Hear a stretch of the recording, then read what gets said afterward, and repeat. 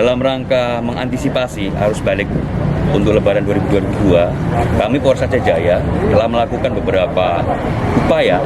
Yang pertama adalah melakukan pengamanan beberapa titik-titik tempat istirahat masyarakat, pemudik, kemudian tempat-tempat wisata, serta melakukan patroli mobile dari perbatasan Aceh Barat sampai dengan perbatasan Aceh Besar.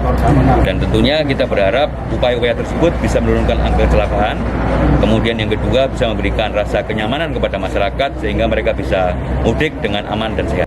Saya ucapkan terima kasih kepada seluruh anggota, ya, terutama Pak Kapolres yang telah bisa melakukan koordinasi baik kepada instansi terkait, ya, hingga sampai sekarang alhamdulillah situasi aman kondusif, ya, Pak, ya.